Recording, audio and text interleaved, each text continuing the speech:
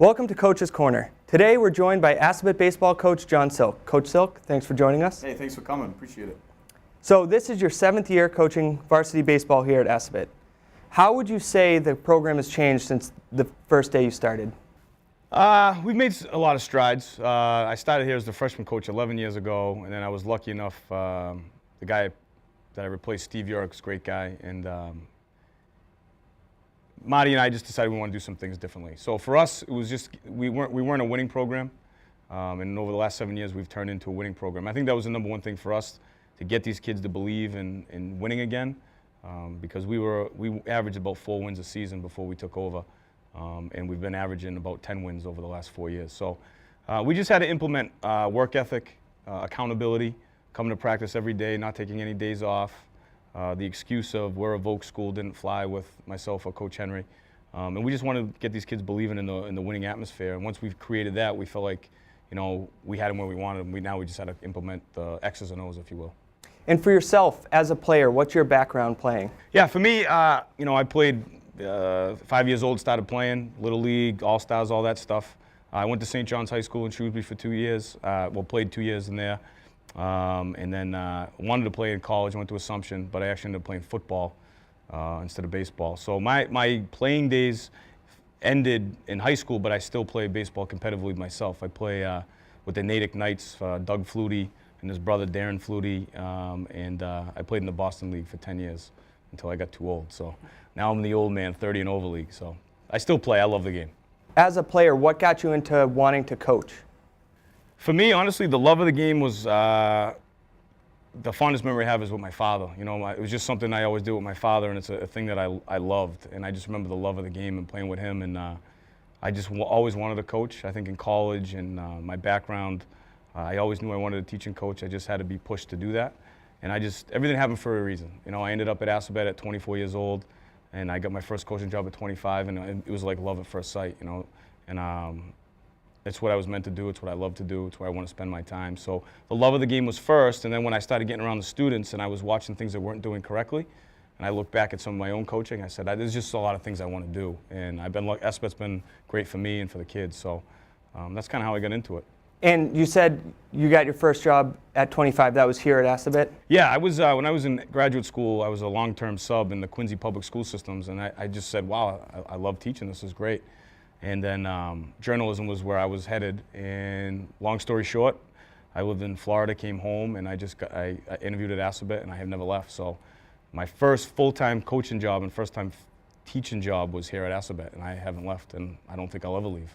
And how does being a teacher and a coach at the same school help or hurt the team? Well, for me, I don't know any better, but I have friends of mine who coach other places and teach other places, and the struggles that they have, I don't have. So I think being a face in the school, having the kids in the classroom, keeping them accountable makes it easier for me. So they can always come in and talk to me if they need anything, and I can find the kids if I need to. I think coaching and working in the school definitely has its benefits over not working in the school. So it's been a smooth transition.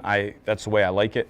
I've been fortunate enough to work for 2 other coaches who have very successful programs, which was Coach McCann with football and Coach Ferrer, who you've met in basketball. So I've taken a lot of ideas from other coaches, but you know, I kind of have my own ideas and kind of formulated it into where we're at now, which is you know, a top 4 program in Central Mass, and that's pretty cool. You mentioned the top 4 programs. So in the past few years, can you talk about how you've made the Final Four? I mean, it's no secret. Any coach will tell you it's all about coaching his line. You have to have talent, but that talent has to buy into what you're doing. And I was very fortunate, and as a program, we've had some really good players come through for us the last couple of years. Corey McNair, who now plays at Anna Maria College. Zach Downing was a 2-year captain for us. And we've had these just great kids who work so hard, and they've just bought into what we were doing. And our practices have kind of brought us into the games, and before you know it, we're winning 15 games, and we're in the district finals, and that's the goal. We're not there yet, but semifinals, and we're doing great, and I love it. You know, I think it's just an attitude thing.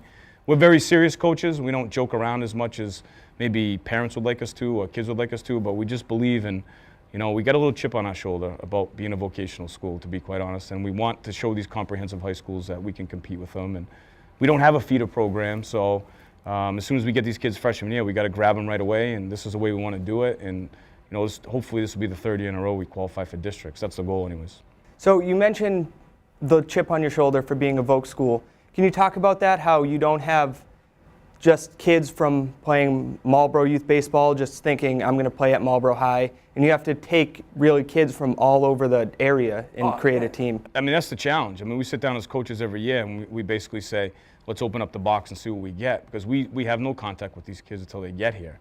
And once they get here, we just got to kind of coach them up as the best we can and mix and match. And kids for us won't play one position. You know, 1 minute they're playing second base, then they're our right fielder, and we got to mix and match as much as we can. So not having a feeder system is tough, but luckily we have some good contacts with the Hudson people over there, and they're going to start working with our kids for Legion ball, and we got our kids working in leagues and things like that. But you know, not having a cut policy at Assabet is a good thing for our younger program, but it's also difficult at times because, you know, we will carry upperclassmen that maybe we should take a younger classman and work harder with them on the varsity level, but we don't have that luxury. So it's a year-to-year thing for us, and we go from there.